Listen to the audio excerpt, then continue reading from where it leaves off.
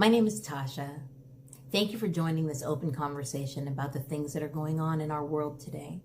Typically, my channel is about the uplifting of women and how we can encourage each other. However, today, I'm inviting you to watch an episode where I've invited a few knowledgeable women to answer some questions that have recently come up in conversations that I've had regarding the Black Lives Matter movement.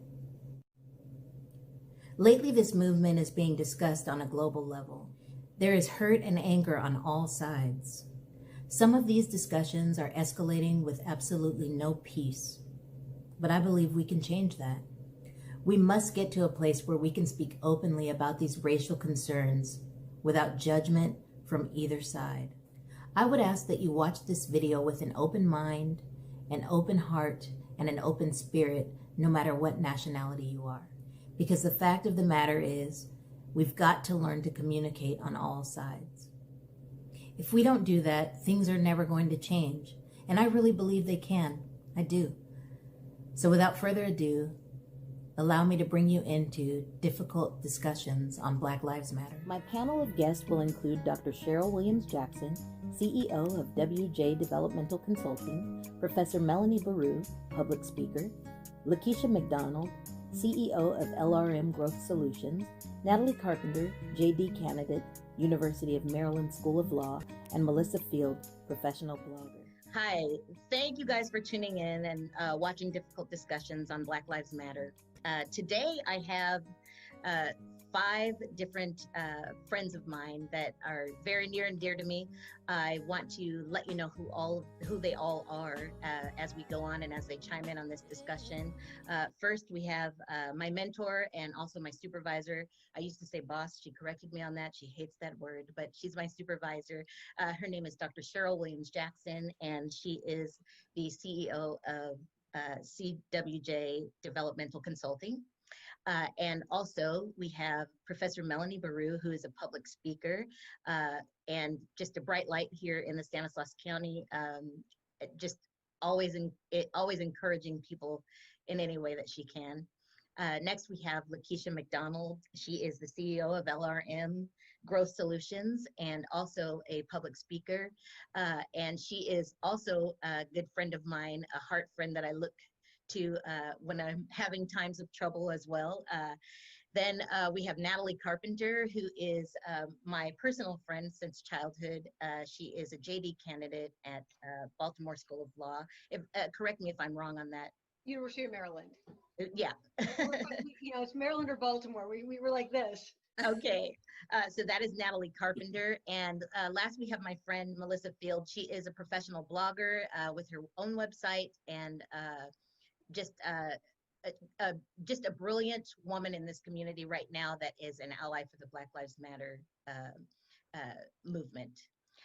Without hindering you guys from moving forward, we're just going to go ahead and forge ahead right now. I'm going to start with my opening question. This is going to be directed at you, Dr. Jackson, and it is racial battle fatigue is a common occurrence right now with the Black community.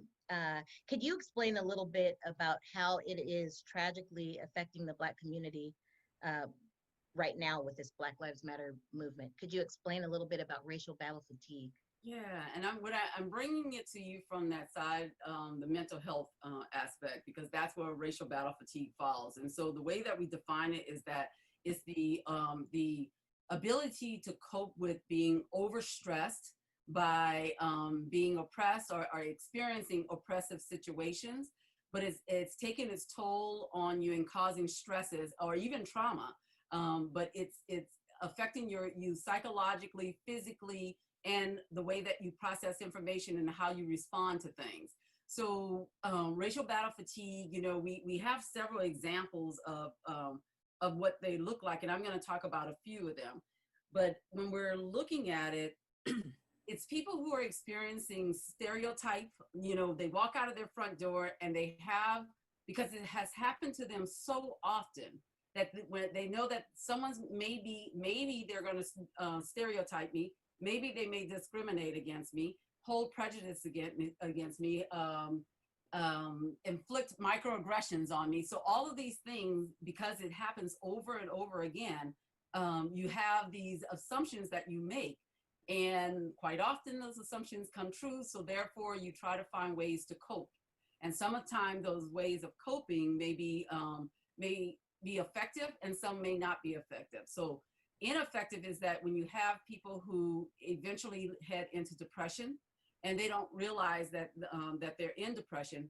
And the reason why is because we haven't come up with a diagnosis that says, you know, if you experience intensive or ongoing microaggressions in your life, that there may be times you don't want to get out of bed and walk out the door because in the back of your mind you're thinking, oh gosh, what will someone do today to bring my emotions to that place where I'm not able to function today?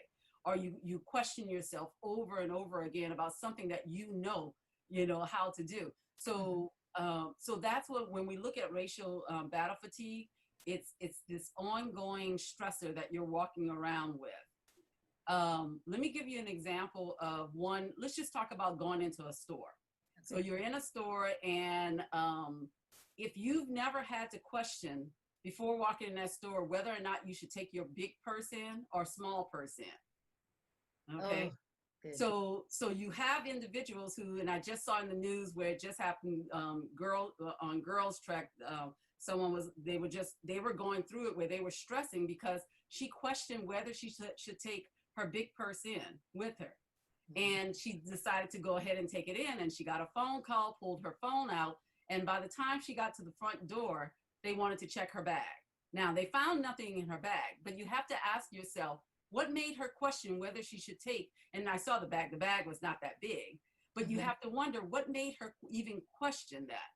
And then, so if you've never had to question yourself around that, then you may not know what her experience is around racial battle fatigue. So just use that word fatigue. It means that your body is just so tired. Your brain is so tired from having to try to process, what do I have to do to make sure that I can get in and out with no problems? Now, that shouldn't be the case. You should be able to go shopping in the store. And especially if I'm with my girlfriends, I just want to have fun. Go shopping with them. Yeah. But if you have to question yourself in that way, something else is going on here.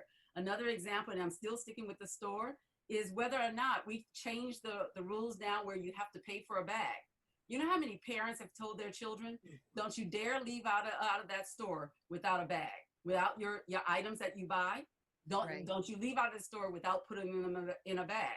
Now, go in and just, ask as many families of people of color and ask how many of them have taught their children not to do that. But yet we've changed the policy now. So if they go into the store and they come out with a bag, the chances now go up that you will be the one that they'll look at and possibly say, did you purchase that? Now, on top of that, and I'm using this example as an example, sticking with the store, we also now have where we ask people, do you want a receipt or do you want me to email your receipt? So one of the things I do is if you email it to me, I have my email when I'm walking out of the store. Now, if you've never had to do that, you don't understand the experience of why someone, if someone has to do that over and over again, some of us just adjust and say, okay, I'll do the receipt, no big thing. Whereas you have people who will have to say, ooh, I have to think about that. No, just give me the receipt. Or do what I do, which is mine is always on my phone when you send me my receipt. So if someone happens to stop me and say, and I know that the chances go up because of the skin color that I will get stopped. And then let's see what else. I said the receipt. Or even going in your purse to get something, while you're in the store, whether you're looking for your phone or whatever have you, what will happen a lot of times is that individuals who know that they are the ones that get called on about stealing something, what they will do is they will say, ooh, I don't know if I should keep my phone in a little pocket close by so I'm not digging around in my purse. Yeah. Doctor, I've honestly done that. That's something I honestly do. Yeah. And so when we are talking about healing and trying to change things in society, in order for you to understand what racial battle fatigue and how strong it could be, I use something that someone would look at and say it's very simple.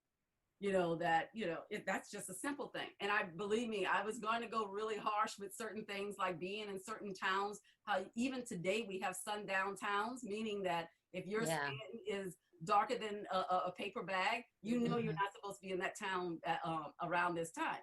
I've had people to say that doesn't exist anymore. Actually, there's a website, Lies, what is the book?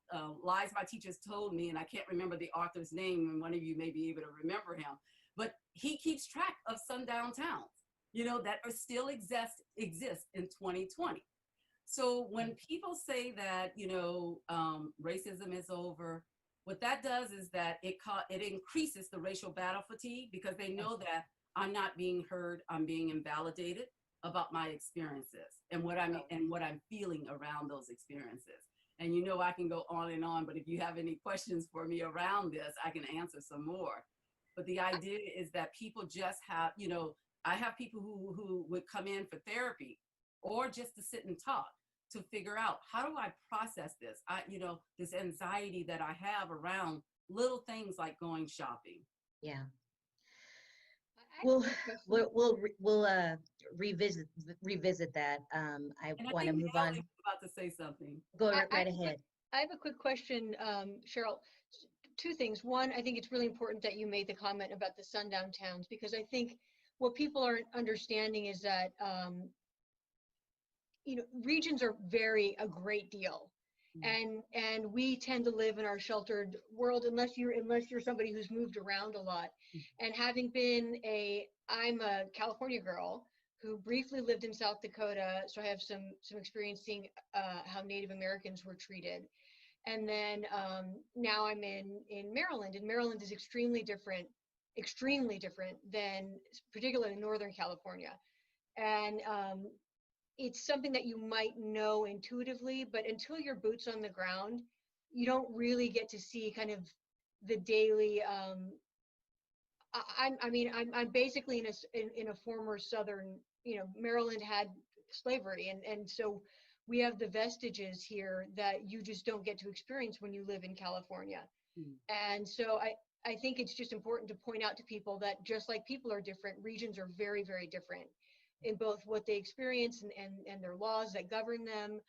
So I think it's just great to think about it that way. But I had another question for you. And before you move on, one of the things I want to say is, yeah, and so when we want to know the racial temperature of an area that we live in, and I don't mean the temperature like 101 like it is right now, but if you really want to understand the racial temperature, you have to talk to people who don't look like you in order for you to really understand it, because we're not doing any qualitative research studies or anything. It's the stories that will let you know whether or not your area has a problem, because a lot of times we don't even know it because it may not be captured by the police. You may not read the newspaper if they even list it.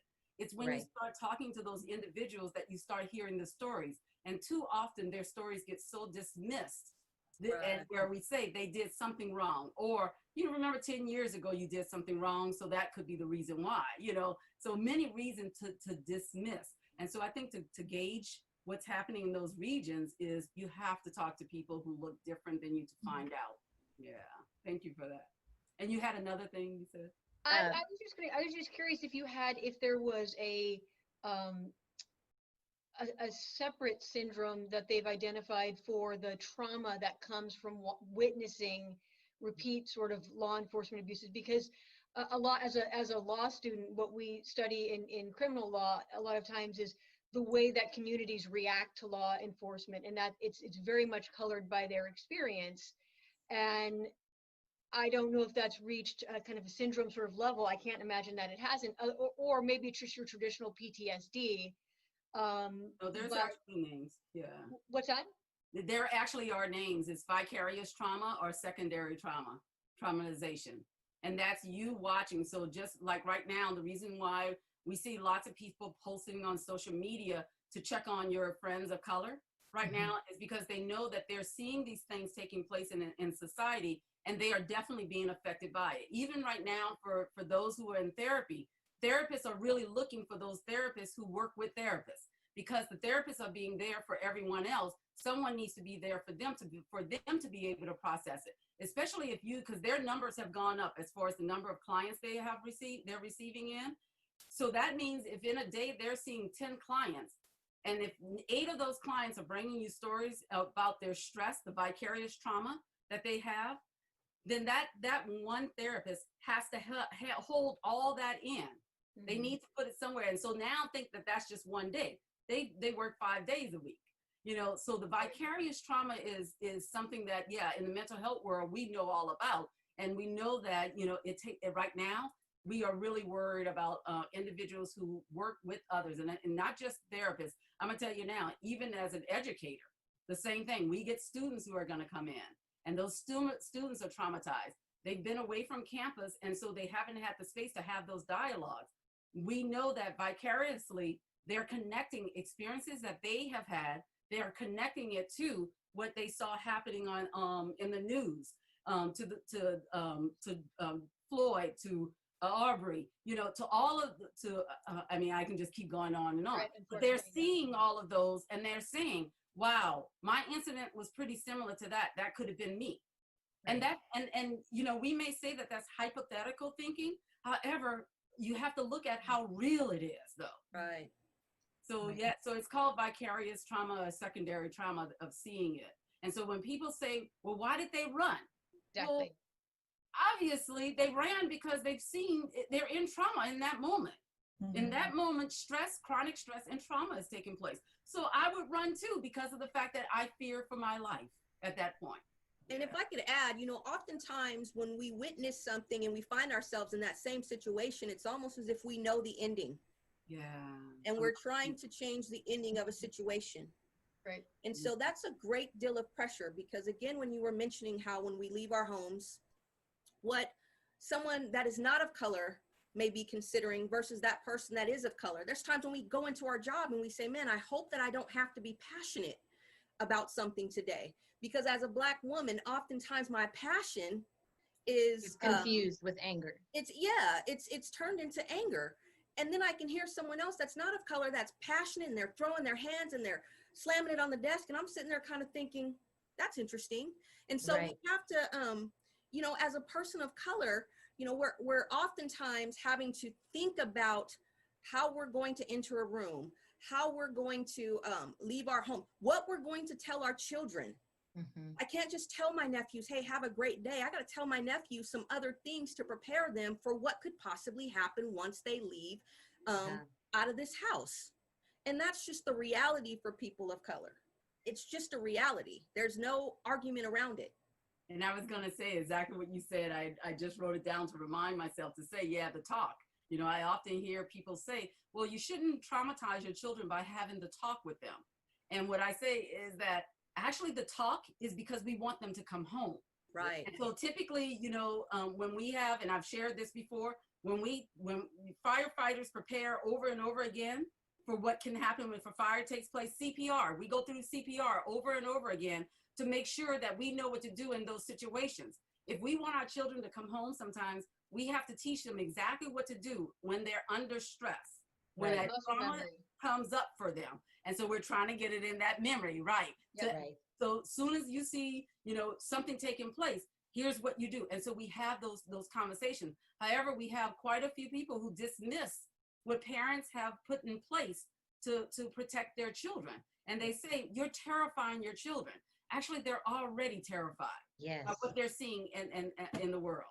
Yes. You know, if I can add to that, what it makes me think of is what W.E.B. Du Bois would talk about, two-ness, or a double consciousness, or a multi-consciousness of people of color have to walk multiple worlds simultaneously, right, for our own survival. So we have to be able to know our own reality because it's our own reality, but we also have to know what the dominant white America sees as us and how do they view us. And you can apply that to any dominant group, right? When we incorporate intersectionality to it. But in this case, as it relates to race, we have to be able to know how others may view us. To be able to live and survive encounters in this world. And I also want to add, because I think this is really important, I love that Dr. Cheryl Williams-Jackson, that you incorporate this in your sessions, that so many folks of color are going through microaggressions and assaults and all of this oppression that is very macro, but also very micro in interpersonal relationships, that I believe that it's important that they see a therapist that understands that society is sick and society may be making you sick, that you don't have the deficiency, that it's scary out there. And I think that's important because I have not come across enough therapists that really focus on that cultural literacy. And it's very much a cultural illiteracy, right? And to do that profession, you have to understand the world in which we live. And you know, I question all the time, how do you become an educator? How do you become a psychologist or a therapist without having to go through that understanding of culture? You know, that there isn't anything that a requirement in place to make sure that before you step in front of another human being, that you have an understanding around culture, whether you're picking up cultural competence, cultural humility, whatever you want to call it, you know, but even to have an understanding of what social justice means. If you're stepping in front of people, and Lisa Del Pitt has a book that's called Other People's Children. And it's all about how are you stepping in front of other people's children and not knowing about their background, but yet you dismiss it. Like you'll have what people will say, you know, oh, you really shouldn't use that language. You know, that's really a slang, and that it's just not acceptable. But yet what you just told that person is that I want to help you, provide you with mental health services, or I want to educate you. But by the way, the language that you're using, your mother got it wrong, your mother's got it wrong, and your mother's mother's got it wrong. So tell me now, why do I want to sit in front of you? Why do I want to hear what you have to share with me? So all of this, as we're talking about racial battle fatigue, we have to understand just how much of the pressure, you know, I think I've covered quite a few areas where racial battle fatigue fits in. But just know that when I talk about racial battle fatigue, I also talk about white fragility. And because I think that in talking about both of them, that's where we get the healing started. Is that that we have to have, that everyone falls into one of these areas. And for me, I read both. I read everything I can on white fragility, and I read everything I can on racial battle fatigue. And so the white fragility, it's all about what's stopping you as a person who has identified as white, or racially you're seen as white, and you're benefiting from privileges that you didn't ask for, but you were born into. And do any of your privileges, not that you throw away your privileges, because we all have some type of privileges, Right. but because of that, you have to begin to ask yourself, acknowledge, one, that I have privilege, but the second step is to have to ask yourself, have you watched to see how your privilege may be oppressing someone else? Because that's what the work is. The work is for you to acknowledge that those places where it may be oppressing someone else and do something about it. So I'm going to use as an example something, because I always like pulling it away from the actual topic. And so for me, when I was going through school, I was already a professor. We get textbooks sent to us all the time. However, I had friends who would drop a class and was going to not be able to graduate when I graduated because they couldn't afford the textbooks. Now, that was my privilege, was that I got the text. I never had to worry about getting textbooks, whereas they did, which meant it would have held them back. Now, I acknowledged and saw that privilege and realized I need to do something about that. That's what I mean when I'm talking about, you know, when it comes to white fragility, is that we have to look at where those privileges are and be able to step up and say, I have to check and see, is that holding someone back, that privilege? And if so, what can I do about it? And remember, we all have privileges: socioeconomic status, language. If you speak English in this society, in the United States, you have that privilege of that language. You know, so we all have them, but because we're talking about, you know, the most critical topic in the United States, we are a young country that has not learned how to function, or when it comes to race. And so race is the thing that it just seems like the virus that we have right now that we have to cure. Thank you for that, Dr. Jackson. And I'm sorry to cut you off, but I know that we're on a time frame here, and I want to respect all of your time. I would like to just ask you now, Melissa, just after hearing all of that, I'm just curious, as with you being an ally in the Black Lives Matter movement, what have some of your responses been from your friends and family that know that you support this movement? How has that affected you, either negatively or positively? How are things going with you, knowing that you're so outspoken with Black Lives Matter? on all of your platforms? Yeah, well, with my family, nothing has really changed because they know I've been interested in this for a long time. I've been bringing up conversations about race for a few years, and we don't always agree, but it's been a good learning experience just to have those conversations, just to see actually how my belief system developed. They are the foundation of like how I formed my identity. And so it's never been when I don't agree or I feel they're being appropriate, like me against them, but how can we change our perspective? And it's been very much like we're going to grow together, even if I think I'm further along, you know, we're just in this together. And so they've supported me and they know that this is important to me, and they've come a long way since when I first opened these conversations. And so that's definitely an important reason to just talk with your family, because they will come along, but in time and over many conversations. And with my friends, a lot of Did them. you want to add anything? Does somebody want to say something? Oh no, my screen froze, so I thought you stopped talking. Sorry. With my friends, a lot of them have kind of been the opposite, which surprised me because we very much are aligned in our beliefs, but they've really just pulled away and distanced themselves from me. So over the last few weeks, I've just been asking myself, how can I kind of reconnect with them and build that bridge and bring them back in? Because if I just say, well, they don't get it or they don't want to be part of it, then I haven't really accomplished anything. Nothing has changed. I've just left them where they are. So I think that I've made a lot of mistakes in how I've been kind of reaching out to my friends, and even like on my platforms being very open about this. I was very passionate about it, but I don't want to alienate the people who I want to like kind of step into this journey with me. And so I've just been reflecting on how can I do better in that regard. And that's been a lot of what this is to me too, just constantly asking, how can I do better? Not just in unpacking like my own prejudices, but in being a better ally and getting more people involved, making people feel welcome, and just feeling like I'm really trying to, you know, bring people in and not end up alone at the end of this. And it's uncomfortable. And that's hard. I'm sure that's a real challenge. It's a challenge, but I know it's such a small challenge compared to what it is to live with racism, and it's just kind of keeping that perspective in mind. And I just believe so much that we need these changes that I think that kind of energizes me and keeps me going. And, you know, I do want all of us to kind of be in this together. And so it's uncomfortable, but I think it's learning to be with the discomfort and know that at this point that's never going to go away, because we can't go back to how things were. And so I'm just going to have to be uncomfortable in this new normal, but also appreciate that it's getting us to a better place. Yes, hopefully. Yeah. That's the dream.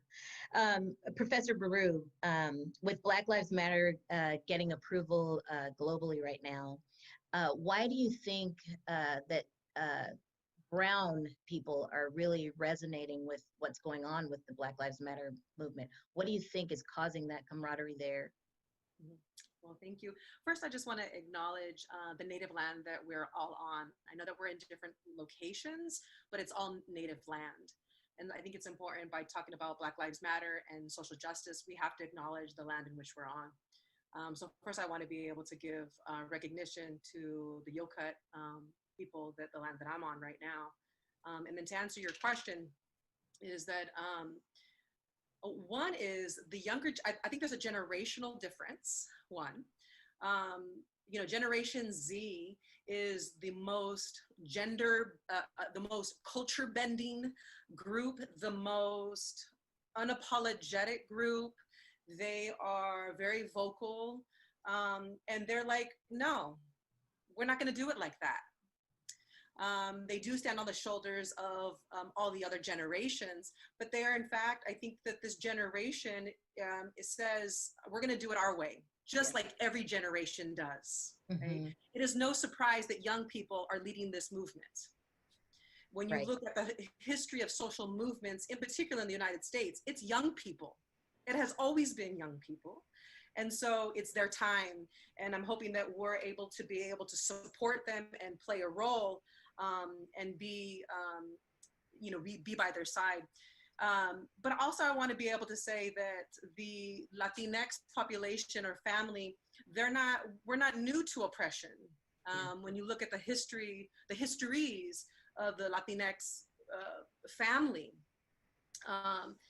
when we look at the history of our names being changed, our religion taken from us, the eradication of our culture, forced assimilation, and then encouraged assimilation. I teach a Mexican culture class at MJC, and 99% of my students don't know who they are. They don't know who they are. It is not by accident that they don't know who they are, nor do they know their history, right? Why don't you know your history? Who took it from you? Who kept it from you? Right? So there's these bigger questions, and we have these parallels: lynching in the Southwest of Mexican Americans, segregation, xenophobia. So the anti-immigrant sentiment, mass deportation, right? Children in cages. We have children in cages. We have children in cages in 2020, right? The dehumanization of referencing some folks as illegal aliens, illegal human beings, illegal aliens, subhuman. Yeah. We share that commonality with our Black family of the process of being dehumanized. When a group of people is dehumanized, then the dominant group feels justified that they can do whatever they want because they're less than, they're inferior to. So we share that history of dehumanization, mass incarceration, racial profiling, police terror, police murder. So you have these parallels that I think that some of us are aware of, either through being educated and being taught. Some of us know it viscerally. It's like the native drum, boom, boom, boom. And you can almost like, I don't know why, but I feel pulled to this. Yeah.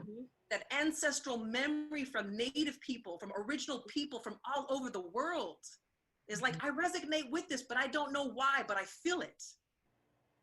And then you also have folks that are seeing the humanity, right? That what's happening to folks. I believe we've seen such horrible, horrific violence, and with Mr. Floyd, you know, when you see a cop put his knee to the neck of someone, to Mr. Floyd, a Black man, for 8.46 minutes?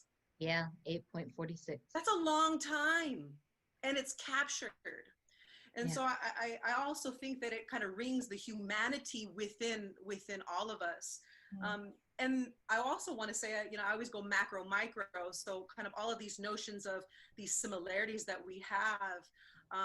But at the same time, I want to zoom in, and the personal, you know, the political is the personal. The personal is the political. So, and for me, it's like, I think of my loved ones. I think of my companion and his children. I think of my mentors. I think of my friends. I think of my students. I think of strangers that I don't know. See, my Black family is more than Black bodies. They're people. And when you know people, you see their humanity. They're no longer just politics. It's no longer just Black bodies. It's like, no, that could be my friend. That could be my student. That's someone. That's someone, right? And so, so I'm very passionate about that on a very personal level as well, because I feel that I see the humanity in folks, and also see the parallels of injustice and inequality and oppression that we share. We are natural allies. Right. We are natural allies. And my job is to really educate the Latinx population, because they don't know the history. So oftentimes they don't know those parallels. They don't know that many of us are mixed with not only European, because they know the Spanish part, but they don't know that they're Native. They don't know they're African. You should see that when in the classroom when I tell them that. They're like, what? And You I know, say, if I can- I said, well, just go to your family function. You'll see the Yeah. color line. Why do Yeah. you see the color line? My grandpa looked like a black man. My grandma looked like a white woman. My mom is bronze. Mm-hmm. That's history informing today. Yeah. So my responsibility is to educate my brown family to be able to disrupt their anti-blackness, Mm-hmm. because we're not off the hook. Yeah. And it's not oppression Olympics. Right. So I feel very passionate about educating, disrupting, and disrupting any type of inequality, disrupting anti-blackness, and to remind people who they are. And not only that, on top of that, I'll end on this note, is and you all hear me say this all the time, and I'm like, And I'm sorry, I'm sorry to interrupt you really quickly, Professor Berru. Are you guys able to view Professor Berru right now? I'm having a little issue with my computer. Do you all see Yeah. Professor Berru? Yes. Okay, I just want to be Yeah, we sure. can see her now. Yeah. Okay, I just want to be sure. Sorry, go ahead, Professor. But it's like I sound like kind of like a broken record, but I do this on purpose. People need to realize the original family. The original family is African. Mm-hmm. The mother of civilization is a black woman. The father of civilization is a black man. That is important. But that's very difficult for people to, especially where I live, it's very Yes. difficult for them to accept that and to accept that as factual. And I believe that that is part of these difficult conversations, is that Take for a Black, cultural anthropology class.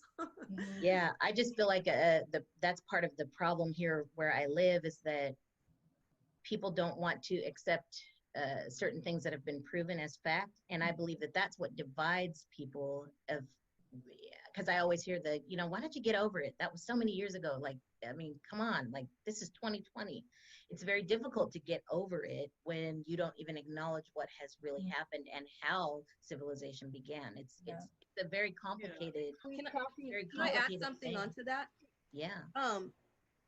That's kind of the result of being allowed to take a complete chunk out of history Mm-hmm.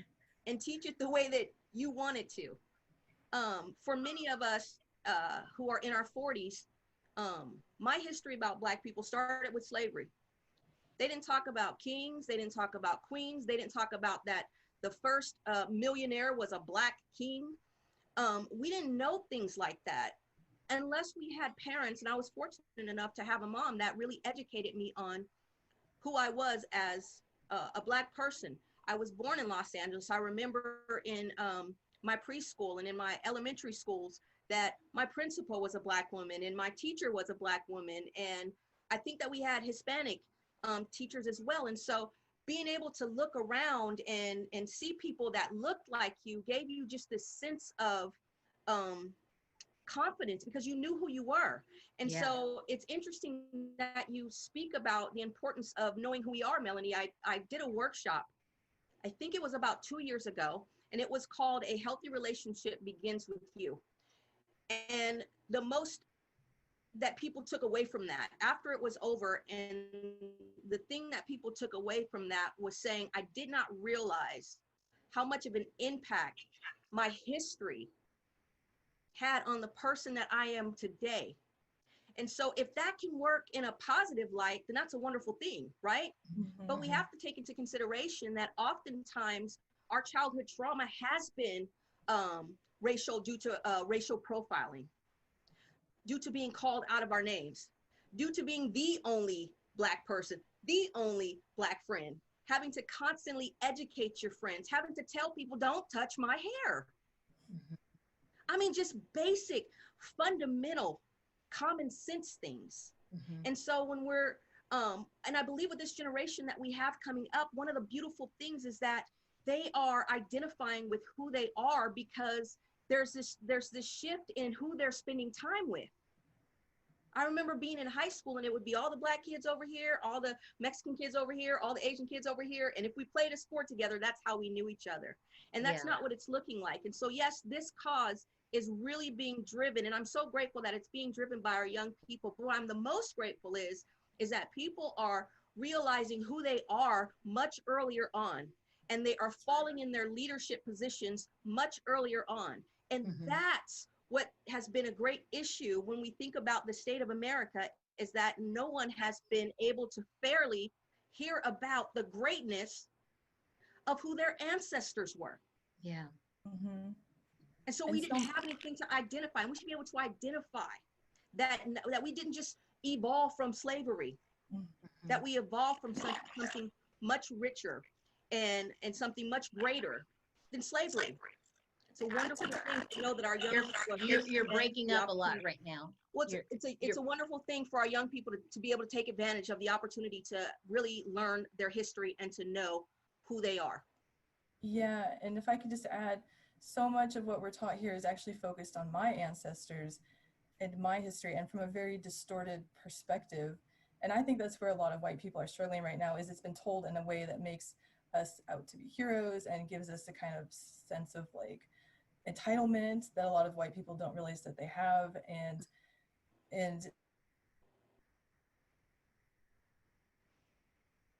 Tasha, can I say a couple of things too? Yes. Melanie, Melissa, did I mute you out? Muted. I don't know if it. Oh. She's muted again. Okay, sorry.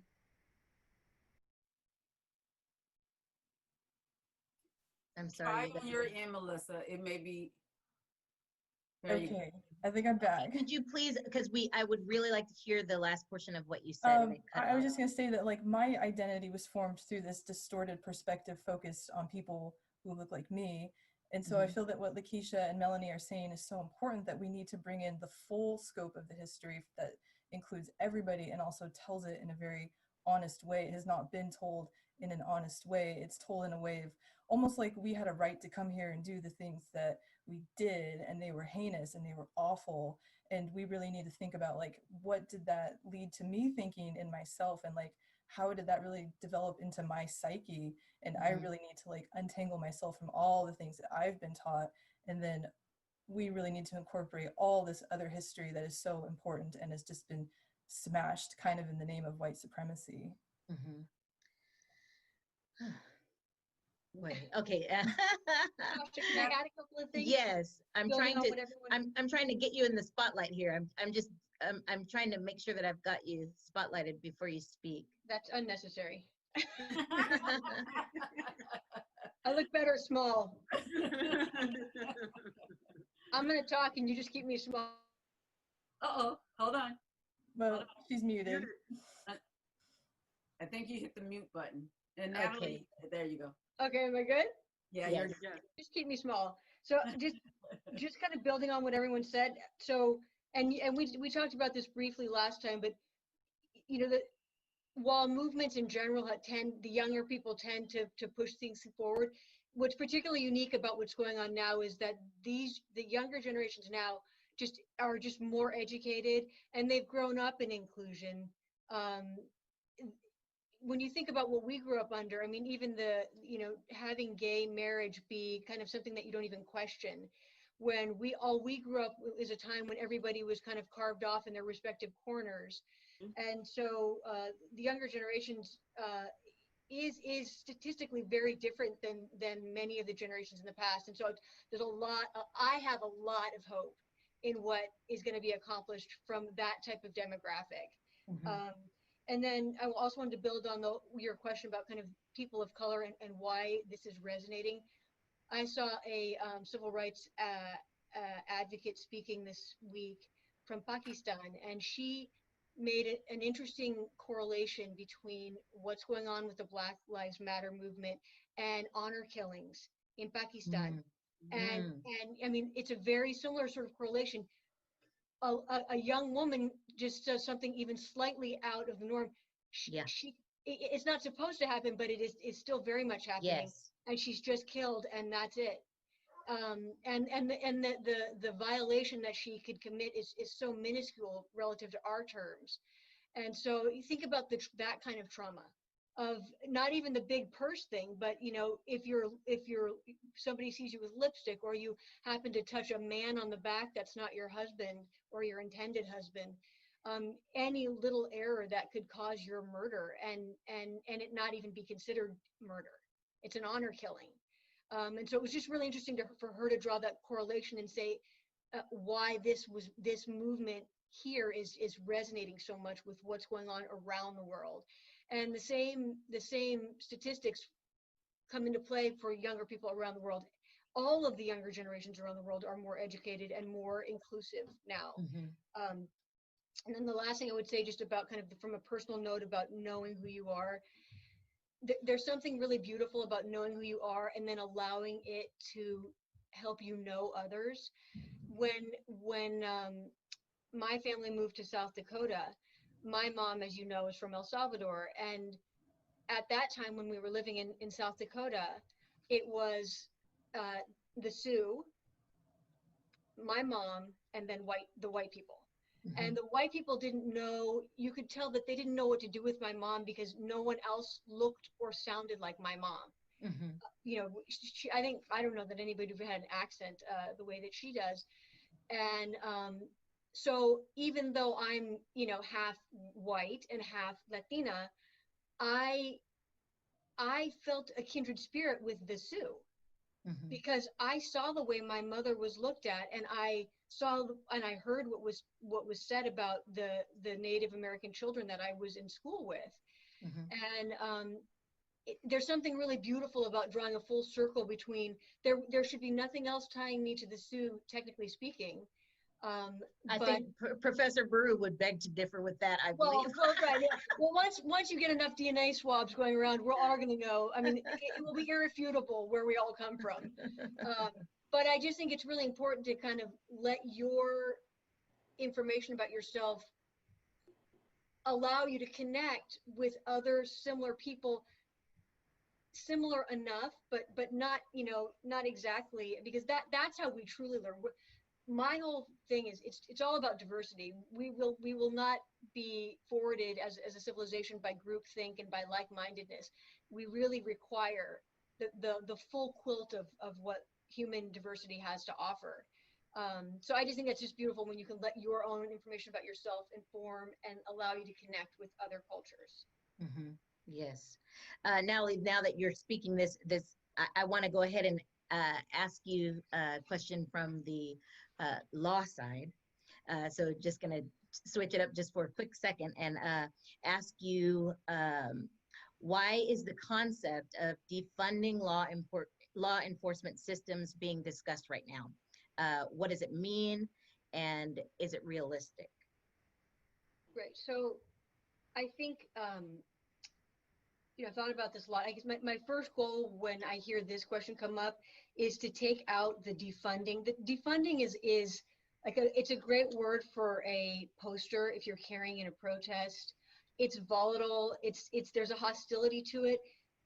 What it really is just simply reform, which I think there aren't many people that would be able to dispute because the numbers don't support disputing it. It's another thing that's irrefutable is that there's disparate proportions of African Americans incarcerated, period.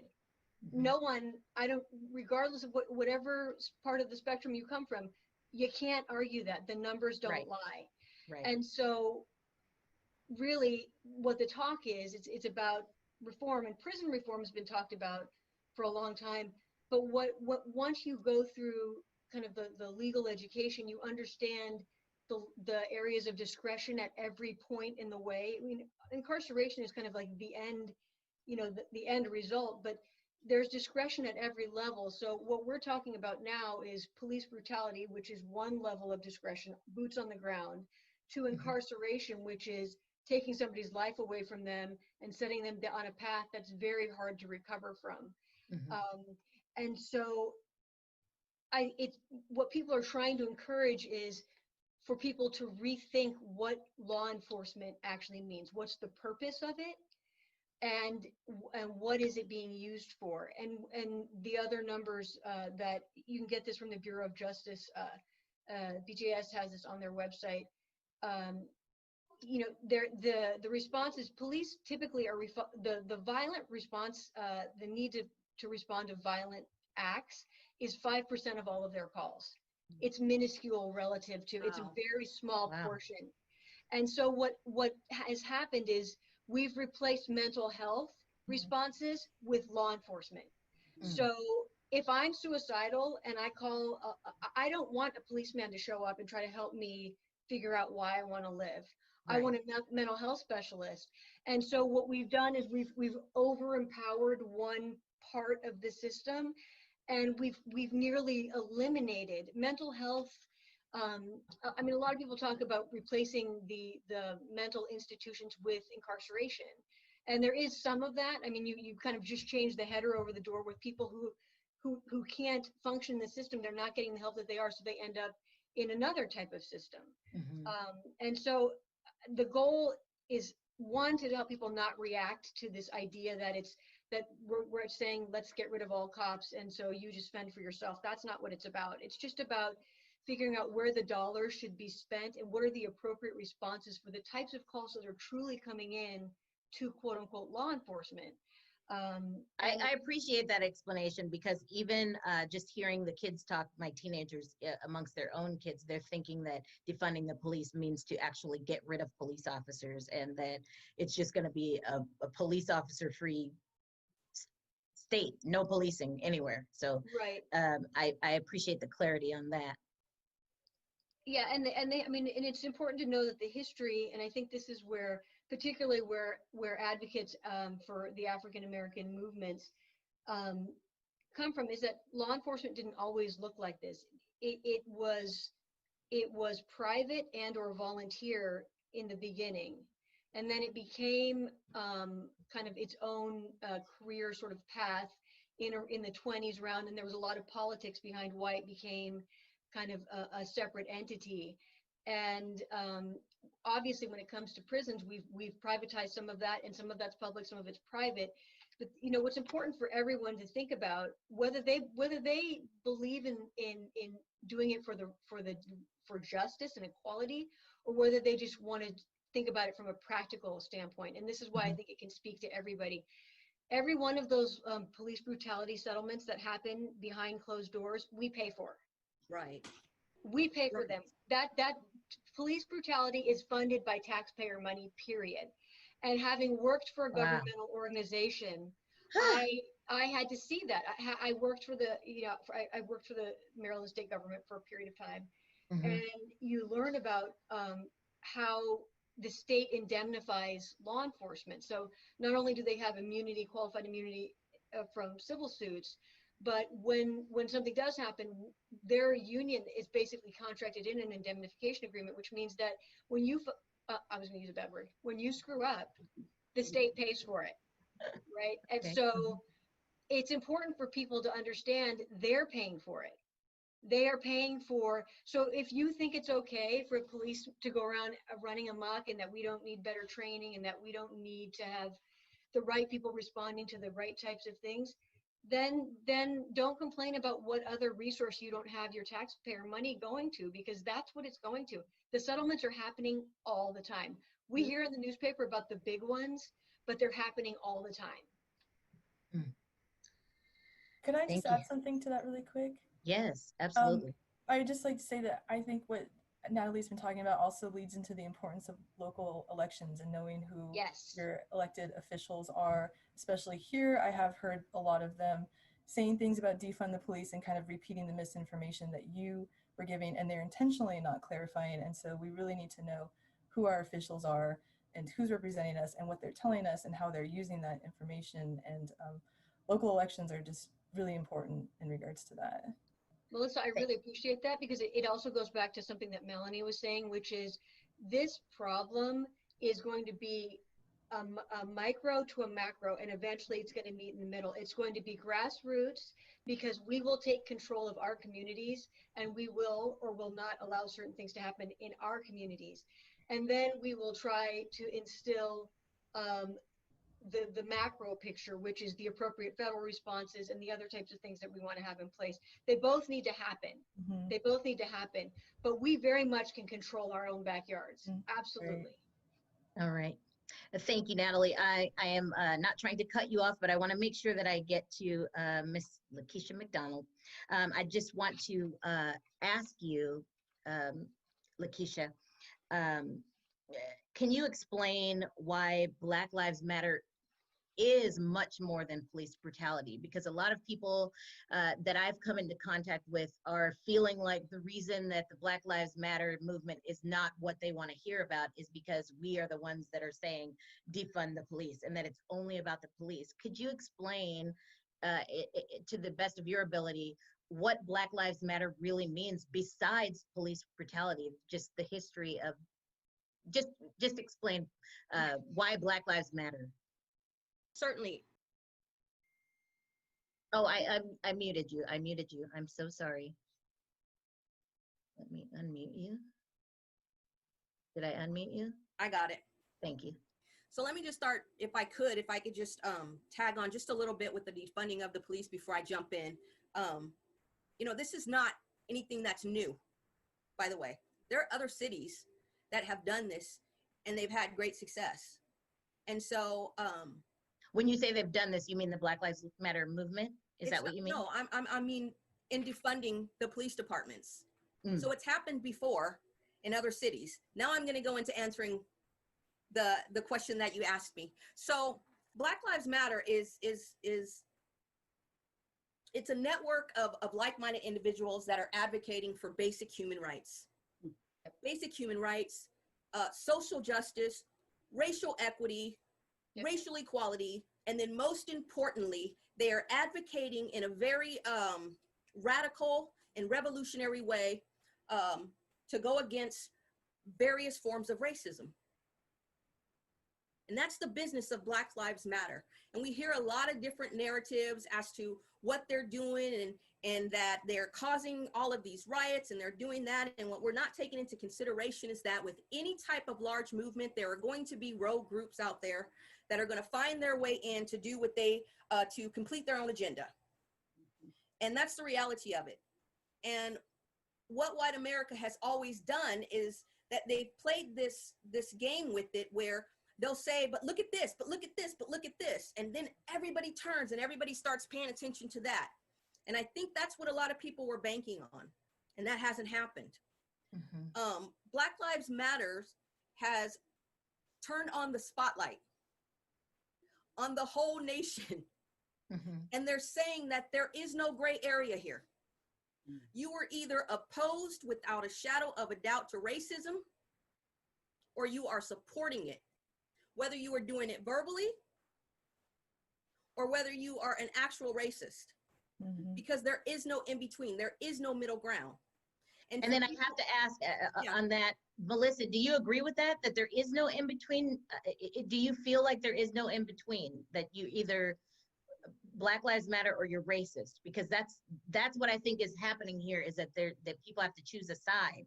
And is there a way to get the conversations going where there is no side choosing, but there's somehow we can all come together? Like, because otherwise, how do we stop this? That's the whole point of this difficult discussions, because if there's only a one side and the other side, we're just going to keep this going forever. Is there any happy medium at all? Any of you can chime in. That's why I wanted to do this agreeing discussion. with LaKiesha, and I think what I've been learning is the problem comes down to people see racism as like a binary. You're either a good person or you're a bad person, but you can hold racist beliefs and be a good person. And that's a lot of what I was kind of alluding to when I was having these conversations with my family. Of course, I see them as good people, but they don't have always beliefs that I think are ideal or perfect. And those are the things that we really need to get through, is that, you know, everybody is going to kind of fall into that spectrum somewhere, but it is a spectrum of like, how deep are these beliefs in you? But we all have them to some degree. I mean, it's kind of impossible to grow up in this system and not take it in some way. Well, actually though, in regards Sorry, let me get you back on spotlight. I'm sorry. Okay. Actually, just in a Go little ahead. bit of a response, just a little bit of a response to that. We all have prejudices, Mm-hmm. and that's very different from racism, because prejudices don't necessarily begat hate.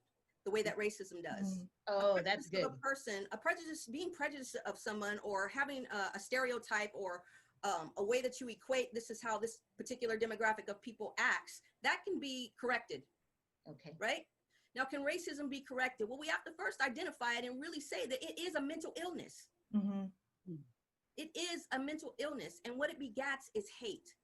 And hate turns into what we have been witnessing for the past few years, now that we can all see it because it's all over the internet. And so there is a clear distinction. And that's why I said there is no gray area. You are either opposed to it or you are okay with it. Okay, and with that, I want to say that we are exactly at 8 o'clock. Is everyone okay with going forward a little longer, or is there anyone that has to go out? Okay, thank you. So go ahead, continue, LaKiesha. And so when I say that a spotlight has kind of been is shining on our nation right now, people are coming from under the rocks and being exposed.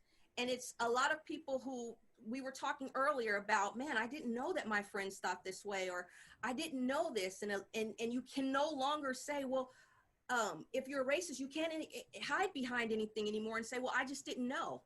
And so what's happening where we're at right now today is, I think I said it the last time that we talked, is that the ability to continue to live in the bliss of ignorance has expired. That time has expired. It is too easy for you to become informed enough to make an educated decision on what the right thing to do is. And so Black Lives Matters is holding you as an individual accountable. Yeah. They're holding you accountable. They're saying that if you see that something is wrong, you must say something to your cousin, to your mother, to your father, Grandma. to your grandma. Yeah. It is your responsibility to be a part of this shift of change. Now, if I'm the person, the majority who has been benefiting from the oppression, It's hard to accept. it's more than it's hard to accept. Yeah. It's almost impossible. It means that you are basically saying to me that you are going to completely and totally dismantle and destroy the very foundation that I'm currently standing on. Yeah. And that's exactly what the intent is. Can I say Natalie, something let me there? get you on the spotlight. I don't want to be in the spotlight. I know you don't. Too bad. I would say to that point, what's even worse than what LaKiesha's proposing is that the people who are fighting this actually aren't standing on any great benefit any longer. They just don't understand why it was taken away from them. They don't understand that, economically speaking, that corporations have outsourced jobs, that there's so many other reasons why their lives are no longer, for whatever reason, why they want to put a death grip on what they think they're trying to preserve. Right? Gay people can get married now. Oh my God, Christian values out the window. All of these things that they see as we make progress, just chipping away at the fiber of what they believe is just a value system that is rigid and cannot change. But as far as the quote unquote benefit, the world is changing.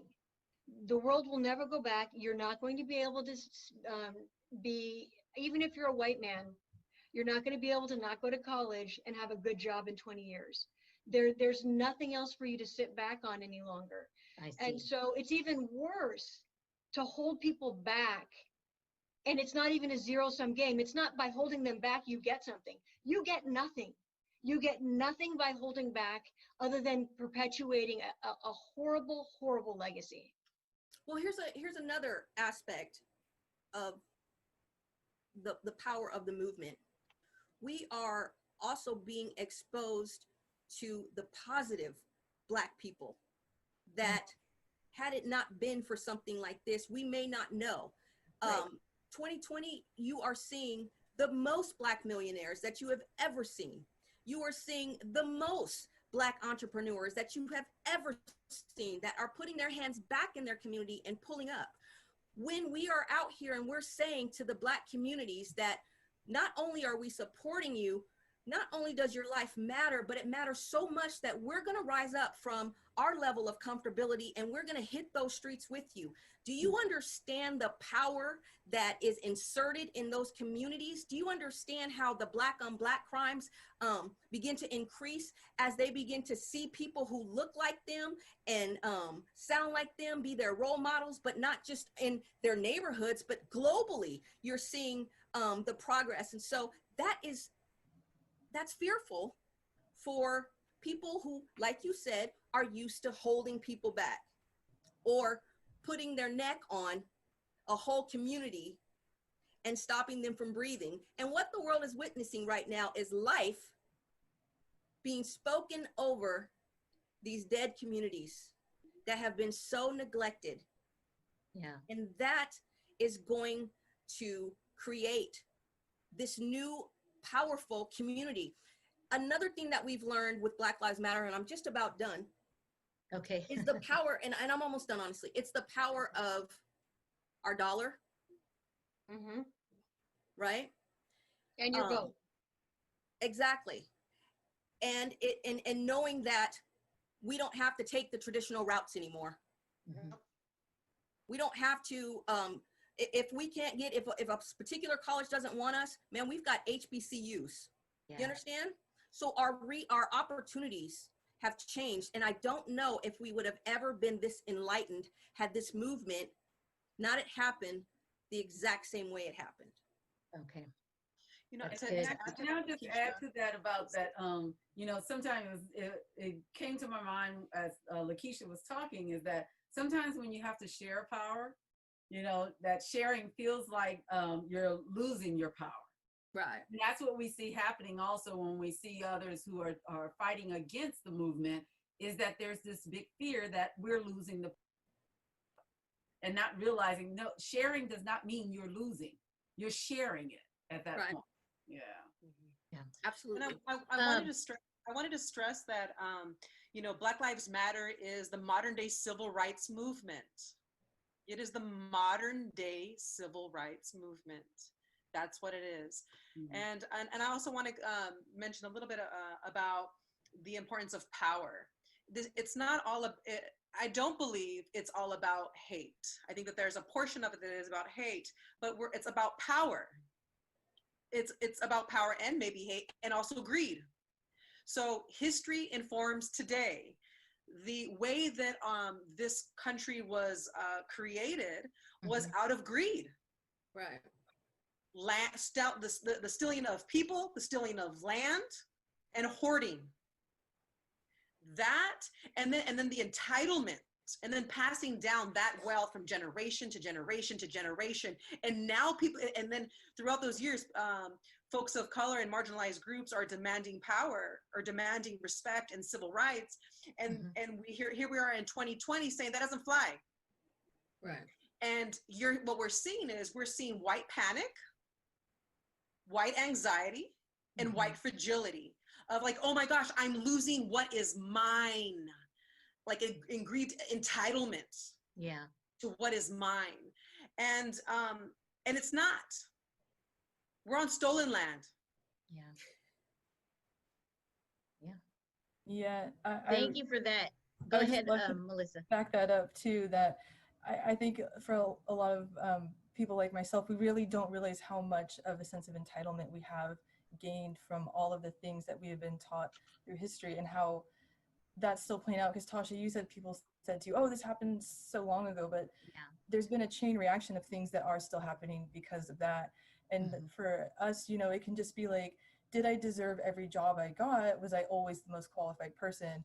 Or did I just take it because, you know, I looked like the person they wanted to fill that role? Did I take these apartments, you know, because I fit the demographic of the neighborhood? And I've never questioned before a lot of things that I got. And just, I did kind of have that sense of entitlement of like, I want this, so I'm not going to wonder who's not getting it instead of me. And those things are definitely still happening. And like, we really do need to look at that. And that is stressing a lot of people out right now, but we just got to get through it.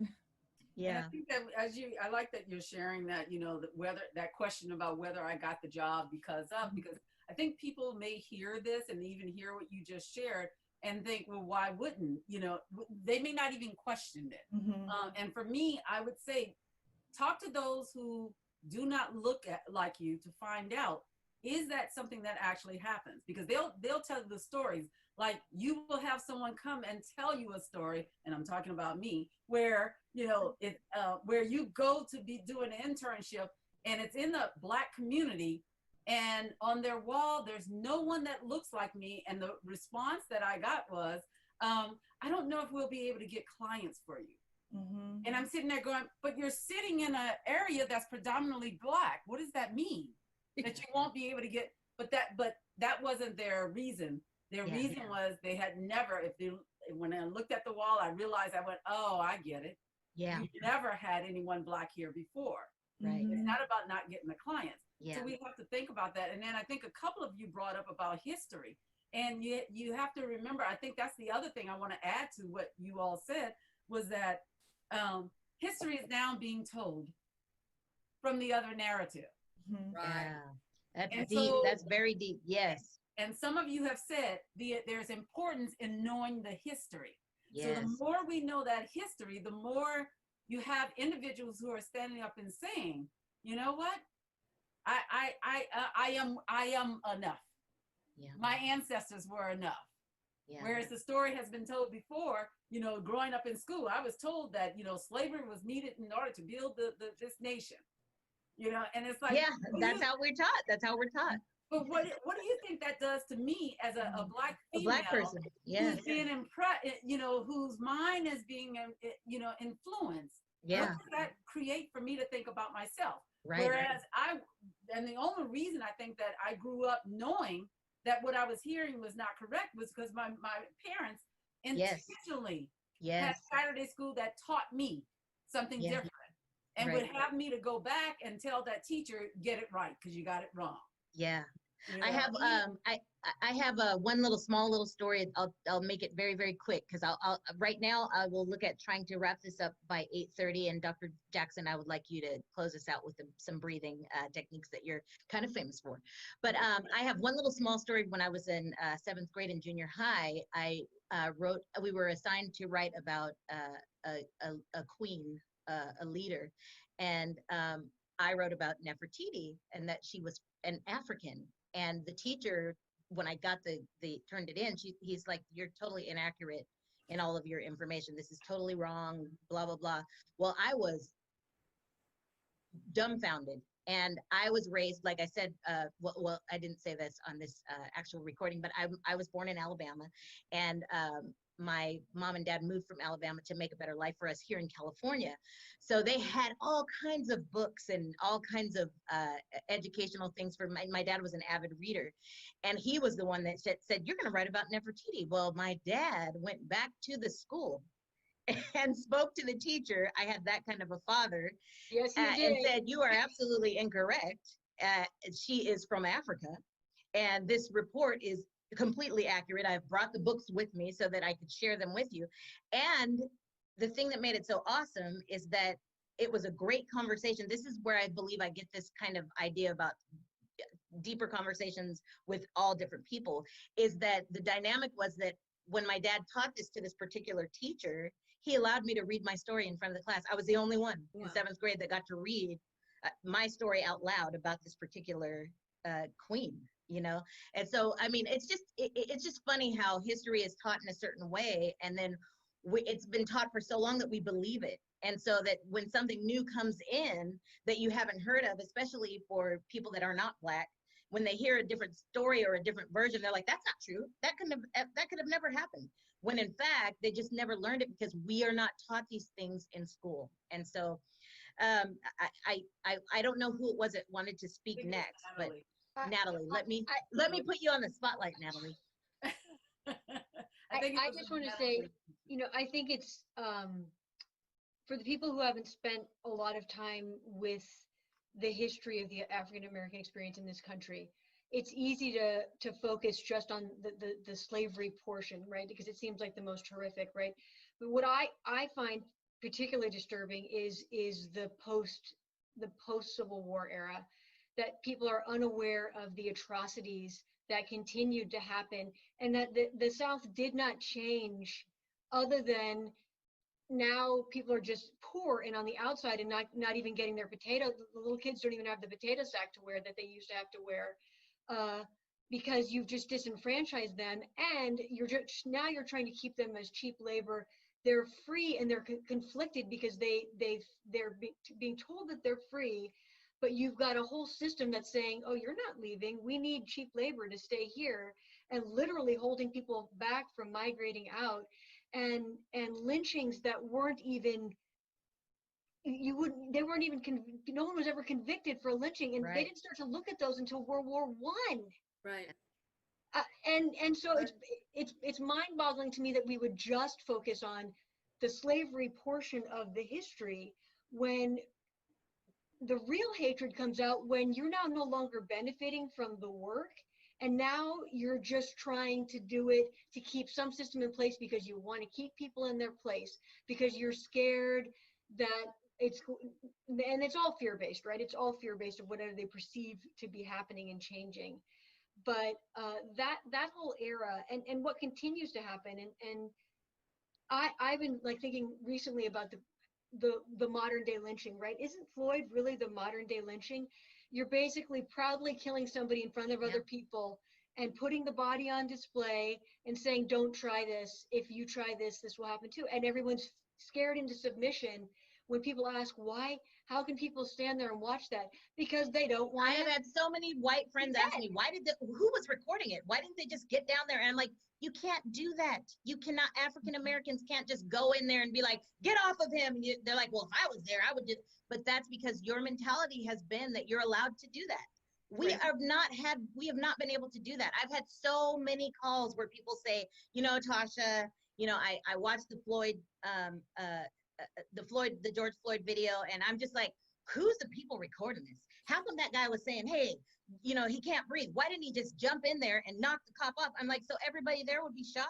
Like, it just doesn't work like that. It doesn't work like that. Can I just say this as well? The modern day lynching is in 2020 is 5 Black men that were found hanging from trees 2 weeks ago. Well, there's real lynching too. I understand that. Yeah. So when we're talking about modern day lynching, if I could just add this one last thing, and I'll be brief, I promise. One thing that I would really, really strongly encourage is pay attention to who your educators are for your students. I mean, for your children. It's really, really important. And that's another reason why I actually support the defunding of police, so that funds can be allocated back into education so that we can dismantle that curriculum as well. But the reason why I say that is because we have to be mindful not to let history repeat itself, and be mindful who's teaching our children. I'll share this with you really quick. I read a post from an educator, and I think she teaches junior high or elementary, and one of her posts stated, and I shared this with Tosh, one of her posts stated that 90 or 75% of African American children cannot read. And that is due to the fact that they don't have fathers in the house. That's literally the post. And I'm thinking to myself. And she's a teacher. She's a teacher. And I'm thinking to myself, for someone who isn't on social media or who is not friends with her, so you're going to send your child of color to her. And they are going to enter that classroom already at a deficit with how she is going to begin instructing them. Because she already thinks that she is going to be teaching from the perspective of the fact that there's a great possibility that they cannot read. Therefore, I should start here. Yeah. And not only is that just so inaccurate, but the fact that she was bold enough to just throw it out there on social media means that you believe that. And so you have to be mindful with who you're sending your kids to. And I'll end with that. Please go look at your teachers, your children's teachers' posts on Facebook, because people are being who they are. Yes. They are showing you. And we must believe them the first time, folks. Yes. And I will add to that there's nothing subtle about that. She's trying to link it to something that was within the control by blaming it on the fathers. That there's nothing subtle or kind or accurate or anything about that post. That is specifically to try to defer the blame. Yeah. Because how many white children come from broken families? Right. How many Hispanic children come from broken families? Right? And so we know that that's pretty common in the United States of America. And we also know that children who can't read, they are in all different shades. Yeah. But to do that, it's dangerous. That is one of the most dangerous types of racism. Yes. And LaKiesha, I think that really backs up why you said it's so important that everybody is either with Black Lives Matter or you're against it, because this racism is in every corner of society. It's everywhere. We need to be standing up to a lot of people, not just the police. The police are the face of what's happening right now because they have the power to end lives, but it really is so much more than that. It's just everywhere. And we really all need to kind of get behind it and be ready to call people out, call out our teachers, call out our neighbors, call out anybody who's, you know, holding back this movement, because that is holding people's lives back. You know, it's just such a destructive force, and we have to be ready to call it out everywhere. Thank you for saying that. And get some evidence behind me. I mean, I'm going to be very lawyerly about it. There's nothing like trying to refute somebody's argument with numbers. And you know, you can say you should be, and I believe, you know, from a justice perspective, it's overwhelming, and so therefore you need to be on the right side, and the right side is recognizing it, acknowledging it, and doing what you can. But for the people who don't, like, for instance, for every picture of a police brutality, that person goes out and finds a picture of somebody who is hitting a cop, or you know, to try to counterbalance, right? Because that somehow controls it, and then for every 1 + 1 means, oh, there's nothing going on here, right? And just the numbers just don't lie. The numbers don't lie, and so you need to be armed with those. And there's a clear path to it. I mean, this is not a mysterious thing. This is methodical, thought out oppression. Period. Before you got on the call, you came in a little late. That's what we were discussing, because I had a friend that was comparing, you know, when there's a Black person attacked, there's a white person attacked. And so it becomes this tit for tat kind of thing. And as if that writes the numbers, if that somehow gets it, resolves it. Right. So with that, I hate to wrap it up. I could talk about this for hours and hours and hours. We've gone 21 minutes over the time that we've allotted to be here. I want to turn it back over to my mentor, Dr. Cheryl Williams-Jackson. I would like for you to, if you would please, close us out with, and before you close us out, if you could do a brief explanation on why you teach these breathing techniques in all of your classes and to all of your students nationwide. By the way, she travels nationwide teaching. I don't want to say what you teach. I'll let you do that. I don't want to give any explanation incorrectly, but Dr. Jackson, if you could just tell the people that are viewing this why you teach these breathing techniques, where you teach these breathing techniques, and who they're for, I'd appreciate it. And I'm putting the spotlight on you now. Here we are in 2020, and we're having the same conversations that our parents had, that our grandparents had, our great-grandparents, parents had. And so we have to ask ourselves, at what point do we want to see some movement? When do we want to get off that hamster wheel that we're on right now? Because it's like every now and then, you know how that hamster wheel goes back a little bit and then goes forward again. And that's what happens to us over and over again. I still have hope, especially because of this generation and what's happening with them, but also we have, those generations that are still here who are able to pass the history on as far as social justice. What has it looked like over time? So for me, what I wanted to do is to really understand from the mental health aspect, what are we missing? So one is we're having this dialogue here. And if you notice, we did not get into debates. Yes. We even talked about not comparing someone's, pain being more than another person's pain, because their pain, that's all to it. It's a fact. And so hearing everyone's story. So dialogue becomes an important thing to take place. However, we have not learned how to have those dialogues. And I'm hoping that what we did today was allow people to hear, the different perspectives and how we were able to sit back and hear everyone's perspective on it. Now, some people will say, but you didn't have someone there who was totally the opposite. Well, that's another platform because we already know what that will turn into. That the possibility is that that will turn into a debate. Mm-hmm. So that's another platform where the intention is to bring in the voices that are more varied at that point. But you have to start somewhere. And so what you got today was females who come from very different backgrounds, very different racial experiences in this world, different experiences as females. And so that's where we start. So we're not going to get all of the differences in this one room and this one space of time, but Right. this is our start right here. Yes. So the next thing that I do is I help people to relax in these conversations. When I talk about it, I become very passionate and I'm unapologetic about my passion. So when I sit up straight, when my voice changes or goes up, and if it makes someone else feel uncomfortable, what I have to do is ask them to figure out for themselves why that made them feel uncomfortable. Right. Because I definitely didn't say anything to attack you today. But if it made you feel uncomfortable, anything that we have shared, that's actually something for you to work on. And that's part of the healing. Is for if you heard something being said that you have never really investigated, never really researched, never really talked to anyone about what it means, then that's the work that you have to do. Because I keep getting people asking me, you know, how do I get started on this work? Well, we're sharing with you right now how you get started. So anything that has pushed you beyond your comfort zone, that's where you start, right there. So the other thing I do is I try to teach breathing. And the reason why I do, the reason why I do that. You froze up for a quick second. Oh, did I? Oh, okay. Yes. The reason why I teach breathing is because I think that we have to take care of ourselves in this work, no matter where you enter into it.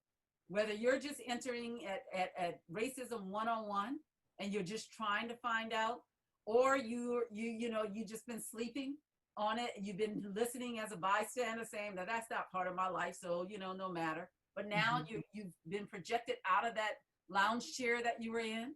Yeah. So whatever it is that you are going through, I think that sometimes as you're hearing new things or things that you've talked about over and over again, you have to be able to find and understand yourself and bring yourself to some center to be able to find clarity, to ask those questions, to have the dialogue. So what I do is I have people to do whatever you need to do to get comfortable and to just kind of sit with your back kind of up. Ooh, if you take and you sit up right now, did you notice anything different just happened to your body? Did you feel anything different? I was breathing. You breathe, and that's exactly what happens, is that you end up breathing because you've changed something in your system just now. And we're not going to go into all the all of that about it, but it changes something for you. That's important. So if you hear something in the room that you are uncomfortable with, change the shape of how you're sitting or how you're standing of your body to see if you can get some more breathing going on so that you can calm your system down so you can continue to hear and listen to learn what's happening in the space. Okay. So then what we do is that we're going to breathe through our nose for 4 seconds, or whatever you need to not stress your body out. Because the idea here is to relax your body, not stress it. And so you're breathing in for at least 4, somewhere around 4. You're holding in somewhere around 6, whatever your body says is comfortable with.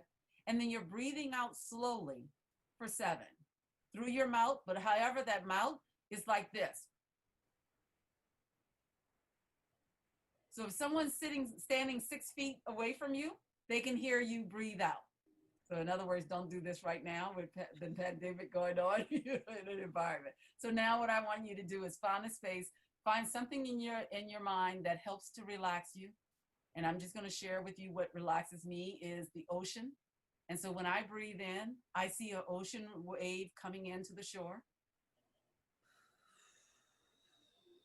And I'm holding it in because it's sitting on the shore. And then it's slowly rolling back out.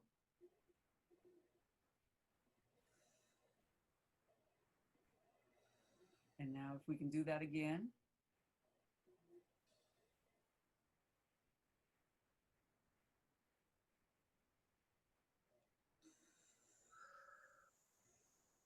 And if we can do it one more time.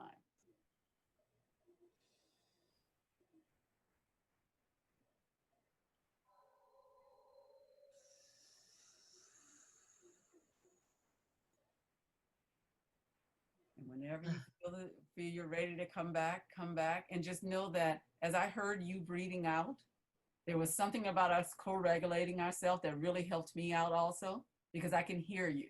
And so there's something about, just like you yawn and the next person yawns, Yeah. it becomes contagious. So in a room when we're having these kinds of discussions, sometimes you just deep breathing can help someone else to take that breath that is needed. So I hope that helps. All right. Thank you. Thank you. Thank you guys all for doing this for me and with me, and opening up your hearts and your minds and your souls to talk about this. And please, I hope that this continues. I know that it will, but I really hope that you can take this dialogue and start this with your friends and family as well. And thank you so much for joining me, all of you. Have a great evening.